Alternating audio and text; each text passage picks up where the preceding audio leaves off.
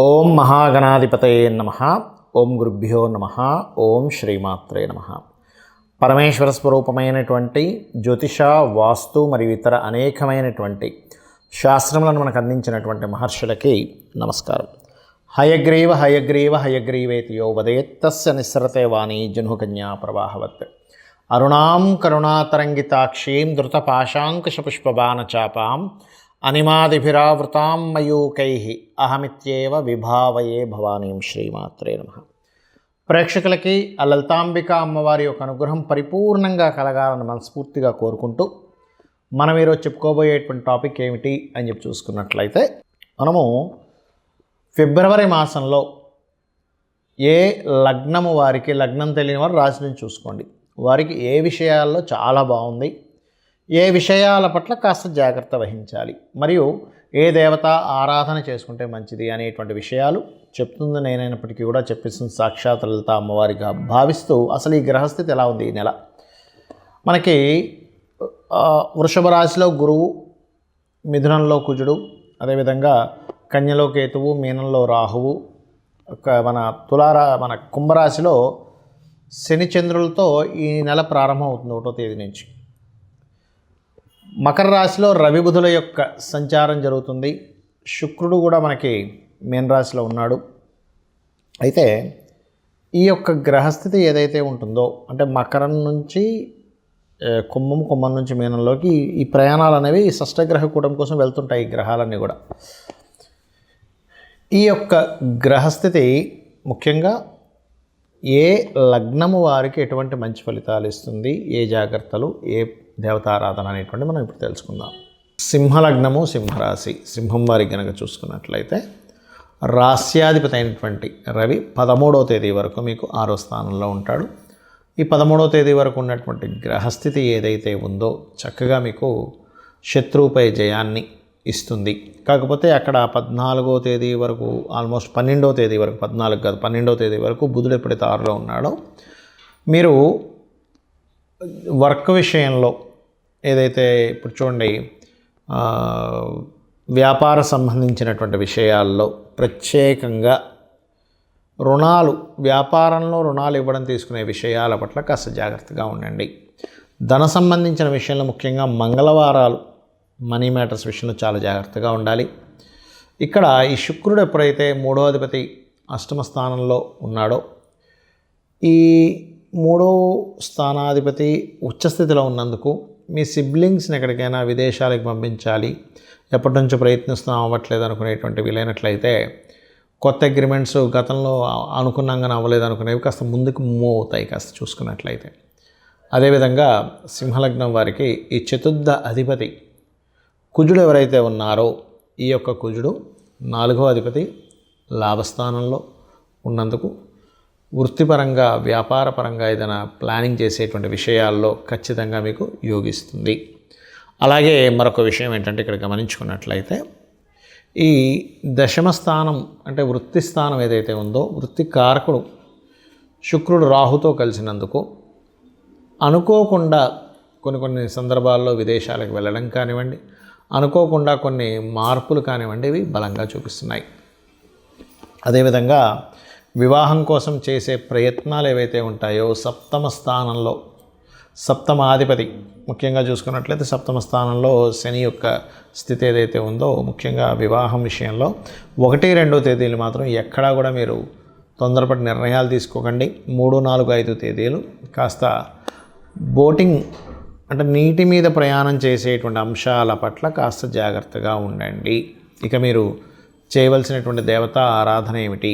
దత్తాత్రేయుని ఎక్కువగా ఆరాధించండి. ముఖ్యంగా కమర్షియల్ స్పేసెస్ తీసుకునేటువంటి వారికి ఇది సరైనటువంటి సమయంగా చూపిస్తుంది. కాకపోతే మీరు ఏదైనా మనీ మ్యాటర్స్, కుటుంబ సభ్యులతో కొంత దూరంగా ఉండడం, లేనట్లయితే ధన సంబంధించినటువంటి విషయాల్లో కాస్త చూసుకొని అడుగు వేయాలి. ఇక మీరు చేయవలసిన దేవతారాధన దత్తాత్రేయుడి యొక్క ఆరాధన చేయండి. దిగంబర శ్రీపాదవల్లభ దిగంబర అనే నామస్మరణ ఎక్కువగా చేస్తూ ఉండండి. మీకు ఫైనాన్షియల్గా ఇంకా బాగా ఎదగాలి అని అనుకుంటే కనుక ఏదైనా ఒక గణపతి ఆలయం చూసుకొని అక్కడ మీకు వీలైతే ఒక మాల తీసుకొని ఓం గం గణాధిపతయే నమః అనే నామంతో ఒక్క మాలైనా కనీసం తిప్పి ఒక కొబ్బరికాయ కొట్టి బయటికి రండి. ఆటోమేటిక్గా మీరు చూస్తారు ఫైనాన్షియల్గా ఎంత అభివృద్ధి చెందుతుంది అనేటువంటిది. చాలామందికి ఎన్నో రెమెడీస్ చేస్తుంటారు. ఏ రెమెడీస్ చేస్తున్నా సరే అది ముందుకి కదిలినట్టే కదిలి ఆగిపోతూ ఉంటుంది. అది ఎందుకు అనేది అర్థం కాదు. దానికి కారణం మనం చూడండి, ఒక తలనొప్పి ఉంది మనకి. తలనొప్పికి సంబంధించినటువంటి ఔషధం ట్యాబ్లెట్ వేసుకుంటేనే మనకు తగ్గుతుంది. కడుపు నొప్పికి ఒకటి, తలనొప్పికి ఒకటి, లేనట్లయితే అజీర్ణ వ్యాధి అయితే ఒకటి, జ్వరానికి అయితే ఒకటి, ఇంకో దానికి మనకి వైటమిన్స్ సంబంధించినవి ఎలా అయితే వేరువేరుగా ఉంటాయో, మొట్టమొదటిగా మనకున్న సమస్యని తీర్చడానికి ఏ గ్రహానికి చేసుకోవాలి, ఏ దేవతారాధన చేసుకోవాలని ముఖ్యంగా తెలుసుకోవాలి. మీరు ఇక్కడ పూజ చేసుకోవాలనగానే ఏదో లక్షలు వేలు ఖర్చు పెట్టేసి పెద్దగా చేస్తేనే భగవంతుడు అనుగ్రహిస్తాడు అనుకోవడం పూర్తిగా తప్పు. గుర్తుపెట్టుకోవాలి. మీరు ఇంట్లో చిన్నగా ఒక చిన్న గణపతి బొమ్మ పెట్టుకున్న, అమ్మవారిది ఏదైనా చిన్నది మీరు ఒక పటం పెట్టుకొని కూడా మీరు గనక భక్తి శ్రద్ధలతో ఎటువంటి ఫలాపేక్ష రహితంగా, అంటే ఎటువంటి ఫలము ఆశించకుండా గనక భగవంతుడికి మీరు గనక చేయగలిగితే దానికి మించినటువంటిది మరొకటి లేదు. గుర్తుపెట్టుకోండి. అయితే ఇక్కడ ఒక్కొక్కరికి ఒక్కో సమస్య ఉంటుంది. మీకు సింపుల్గా మీ యొక్క జాతక చక్రంలో మీ గ్రహస్థితి మీకు చూసుకోవడం తెలియదు కాబట్టి, కొంతమందికి తెలిసి ఉంటుంది ఆస్ట్రాలజీ పరిచయం ఉన్నవారు, కొంతమందికి తెలియదు. తెలిసిన వారు అదృష్టవంతులు, ఎందుకంటే వారు చూసుకొని చక్కగా వారు ఆ చిన్న చిన్న రెమెడీస్తో బయటపడగలుగుతుంటారు. తెలియని వాళ్ళకి ఏమిటి అంటే, మీ జన్మజాతకంలో ఉదాహరణకి శని పాడయ్యాడు, లేదా ఉద్యోగ సంబంధించిన విషయంలో ఎక్కువ ఇబ్బంది పడుతున్నారు అనుకోండి. చక్కగా ఏం లేదు, లలిత అమ్మవారి పటం పెట్టుకొని ఓం శ్రీమాత శ్రీ మహారాజ్ని శ్రీమత్సింహాసనేశ్వరి నమః అనుకుంటూ కుంకుమతో ఇలాగ వేయడం, పూజ చేయండి. ఒకసారి అనుకోవడం ఓం శ్రీమాత శ్రీ మహారాజ్ని శ్రీమత్సింహాసనేశ్వరి నమః అనుకోండి, కుంకుమ వేయండి, లేదా ఒక పుష్పం వేయండి, సరిపోతుంది. ఉన్న ఉద్యోగంలో ఇంకా ఇంప్రూవ్మెంట్స్ రావాలి, ఓం మాణిక్య మకుటాకార జానద్వై విరాజితాయ నమః చేసుకోండి, సరిపోతుంది. లేదండి అనారోగ్య సమస్యలతో ఎక్కువగా బాధపడుతున్నాము అనుకునేటువంటి వారు ముఖ్యంగా సూర్య భగవానుని చూస్తూ ఓం సర్వవ్యాధి పరసమని సర్వమృత్యు నివారిణి అగ్రగణ్య అచింత్య రూప కలికల్మషనాశినే నమః చేసుకోండి, సరిపోతుంది. పేరు ప్రఖ్యాతలు రావాలి, సూర్య భగవాన్నే చూస్తూ ఓం భానుమండల మధ్యస్థ భైరవీ భగవాన్నే నమః. అయితే మీరు చేసేటప్పుడు సూర్యుల్లో అమ్మవారు ఉంది అనేటువంటి భావనతో చేయండి. ఇంట్లో పూజ చేసేటప్పుడు అక్కడ ఏదో పటం ఉందని కాదు, సాక్షాత్ అమ్మవారు అక్కడ ఉంది, ఆ అమ్మవారికి నేను చేస్తున్నాను అనేటువంటి భావనతో చేయండి. ఖచ్చితంగా ఫలితం వస్తుంది. ఏమి ఆశించకుండా మీరు చేయండి, ఆటోమేటిక్గా ఫలితం వచ్చేస్తుంది. పంచోపచార పూజ అంటుంటారు, తెలుసు కదా. గంధము, పుష్పము, దీపము, ధూపము, నైవేద్యము. ఏ నైవేద్యమైనా పెట్టచ్చు. గుర్తుపెట్టుకోండి, ఇదే పెట్టాలి ఇది పెట్టకూడదు అనేది ఏమీ లేదు. మీ భక్తి శ్రద్ధలతో శ్రీకృష్ణ పరమాత్మ చెప్పాడు ఏంటి, మీరు ఫలాపేక్ష రహితంగా ఫలమైనను, పుష్పమైనను, పత్రమైనను, ఉదకమైనను మీరు ఏది సమర్పించినా కూడా నేను ప్రీతితో స్వీకరిస్తున్నాను అన్నాడు ఆయన.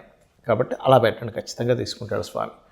మరి అదేవిధంగా మరి కొంతమందికి వివాహం అవ్వదు, అలాంటి వారు తెల్లటి పుష్పాలు, ఎర్రటి పుష్పాలు తీసుకొని అమ్మవారి ఫోటో దగ్గర, లేకపోతే యంత్రం ఉంటే యంత్రం దగ్గర చక్కగా మీరు యంత్ర సంబంధించిన కూడా కొన్ని చెప్తాను నేను మీకు తర్వాత వీడియోలో.